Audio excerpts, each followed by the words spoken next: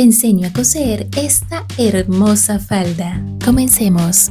Empezamos con la parte superior del cuerpo de nuestra falda y vamos a unir los costados junto con la parte del posterior. Y si no has visto la primera clase donde enseño a hacer el patronaje de esta falda, te invito a hacer clic aquí.